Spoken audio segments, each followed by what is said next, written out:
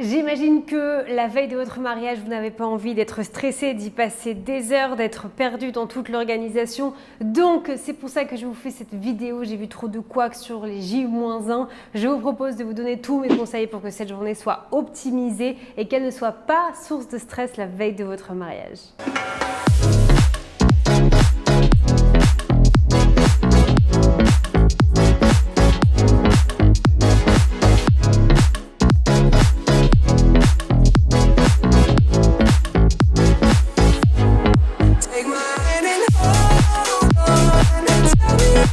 Bonjour et bienvenue dans cette nouvelle vidéo, ravie de vous retrouver aujourd'hui pour vous parler organisation. Si vous pensiez qu'avoir un déroulé béton militaire pour le jour de votre mariage suffisait, je suis désolée, je risque de vous rajouter un petit peu de travail après cette vidéo, mais c'est super important. On a vraiment tendance à minimiser ce qu'est l'organisation la veille d'un mariage où on pense qu'en 2 heures ça va être fait parce qu'on a une équipe de choc.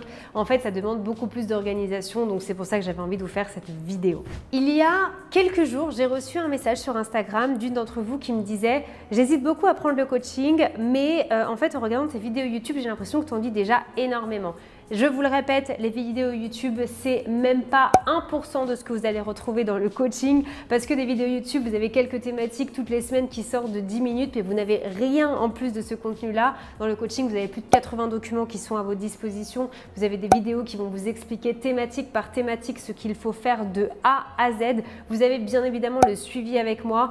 Sachez que par exemple, tout ce qu'on va voir aujourd'hui sur le J-1, c'est quelque chose qu'on revoit dans énormément de rendez-vous avec mes mariés pour que ça puisse être un travail qui soit vraiment complet. Donc si vous vous posez la question, si vous vous dites que déjà dans mes vidéos il y a plein de choses auxquelles vous n'auriez pas pensé, je vous assure que le coaching est plus que fait pour vous. Je vous conseille de bien regarder cette vidéo jusqu'à la fin puisque je vous partagerai un petit plus qui je trouve va être vraiment sympa et va apporter beaucoup de bonne humeur et va faire la différence pour la veille de votre mariage. Sinon c'est parti, on commence avec le premier point. Le premier point pour moi c'est le timing. En fait on travaille un timing pour le jour J parce que ça va aider vos prestataires, etc. Moi, je vous conseille de programmer un timing aussi pour la veille parce que la veille, il y a plein de choses qui se passent. C'est pas seulement allez, on va sur le lieu et on installe. Parfois, vous avez la réception de certaines prestations que vous avez prises pour votre mariage, que ce soit réception du mobilier, aller chercher un photomaton, il faut emmener les boissons, etc. Donc ça, en fait, juste de se dire on est sur le lieu et on prépare, pour moi, c'est pas suffisant. Ce serait vraiment génial si vous pouviez travailler un déroulé, un timing qui va reprendre tout ce qui va se passer la veille de votre mariage. Parce qu'aujourd'hui, c'est clair pour vous, mais encore une fois, quand le jour J approche, vous allez avoir des questions à droite, à gauche de tout le monde. Est-ce que ça c'est prêt? Mais ça c'est ok, et ça je le fais comment? À quel moment on va chercher ça? Tu veux que je t'accompagne pour ça? Alors qu'en fait, si c'est déjà organisé, ça roule beaucoup plus facilement. C'est comme le jour J. Donc je vous conseille vraiment de travailler un timing pour le J-1. Ensuite, plus qu'un timing, vous êtes rarement seul le jour J, vous êtes souvent accompagné. Donc le point numéro 2, ça va être d'assigner des tâches, de déléguer, de donner des missions à vos proches. Faites la petite liste du J-1. Qui sera avec vous? Vous serez combien? Est-ce qu'on a des bras forts? Est-ce qu'on a des personnes ultra créatives? Est-ce qu'on a des personnes qui sont minutieuses, qui sont douées pour certaines choses? Voilà, faites la liste un peu de toutes les personnes qui seront avec vous et créez des équipes. C'est-à-dire qu'il y a plusieurs choses à installer. Qui va charger de l'installation? Qui va se charger d'aller installer la cérémonie laïque? Qui va faire la décoration du centre de table? Qui va aller coller les stickers pour le plan de table? Tout ça, essayez de faire des missions. Reprenez un petit peu, mettez-vous après cette vidéo à réfléchir à qu'est-ce qu'il faut faire la veille et notez toutes les tâches qu'il va falloir faire et ensuite vous savez qu'une tâche est égale une mission assignée pour un groupe. J'ai des mariés qui avaient fait ça mais très bien dans le coaching, on avait vraiment travaillé tout ça. Il y avait plusieurs groupes en fait qui avaient été assignés et pour chaque groupe il y avait une personne responsable. Le but c'est que vous ne soyez dans aucun groupe. Vous êtes un peu la coordinatrice le jour J à passer à droite à gauche pour être sûr que tout est ok, que c'est bien comme vous l'aviez en tête. Par contre, pour ce qui est des centres des tables, il va y avoir une personne qui va être responsable des autres personnes ensuite. Ce qui va être beaucoup plus simple, c'est que vous avez simplement à faire le point avec cette personne qui est responsable, qui elle saura exactement comment faire les plans de table. Comme ça, on ne viendra pas vous solliciter toutes les 2 secondes à vous dire « mais ça va, est-ce que ça c'était comme ça ?»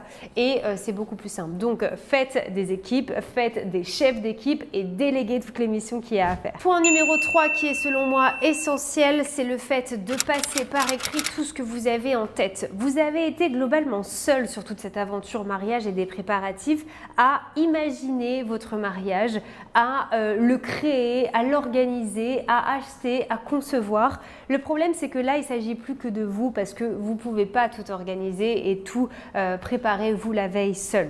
Donc, tout ce que vous avez en tête, passez-le par écrit. Ce sera une source de stress en moins et vous serez sûr de passer à côté de rien. Encore une fois, les mots ont des limites et vous le savez. C'est-à-dire que moi, je peux vous parler d'un mariage qui va être avec des couleurs flashy où vraiment on veut que des centres de table soient imposants, on veut qu'il y ait vraiment beaucoup de choses sur les tables. Le problème, c'est que peut-être que ce que vous imaginez de ce que je viens de vous expliquer n'a rien à voir avec ce que moi j'ai en tête. Donc, comme les mots ont des limites, passez le tout par écrit. Ça vous évitera aussi d'avoir la peur d'oublier quelque chose. Quand on a tout qui est écrit, on n'a qu'à reprendre la fiche pour s'assurer que c'est OK et ce sera bon. D'ailleurs, ça, j'avais envie de vous le dire. C'est l'une des étapes que l'on travaille énormément dans le coaching. Comment organiser mon mariage de A à Z sans wedding planner, notamment sur la partie florale et sur la partie décoration. Parce que c'est là où il y a des couacs, parce que c'est souvent là où on a vite tendance à s'éparpiller. Et je le vois avec mes mariés et je l'ai testé sur tous les documents et quand je travaille avec eux, le fait de tout passer par écrit rassure. Alors évidemment, dans le coaching, je vais vous guider pour être sûr de passer à côté de rien parce que pareil, dans 99% du temps, quand vous travaillez cette partie-là, vous vous rendez pas compte qu'au dernier moment, en fait, mince, on n'avait pas pensé à ça, il faut rajouter ça. Donc moi, je l'ai créé avec des décoratrices et avec des fleuristes, ce qui fait que maintenant, vous n'avez qu'à reprendre ce document et c'est beaucoup plus facile. Donc n'hésitez pas à aller jeter un coup d'œil. Si vous n'avez pas encore rejoint le coaching, vous pouvez le faire directement en ligne. Je vous mets toutes les informations dans ma description. Je vais finir avec le petit point que je trouvais sympa pour pouvoir faire que ce moment soit vraiment top. C'est le fait de mettre de la musique, un fond musical dès la veille de votre mariage. Ça fera toute la différence. Le faire en ambiance, tout ça, c'est vraiment super important. Et petit rappel, si vous n'avez pas vu la dernière vidéo que j'ai mise en ligne sur les répétitions, pour moi, dans la veille, dans votre déroulé de la veille, il doit y avoir un moment répétition. C'est installation, réception et répétition. Ça rime, ce sera facile de vous en rappeler. En tout cas, un grand merci de m'avoir suivi pour cette vidéo et je vous dis à la semaine prochaine pour une prochaine vidéo.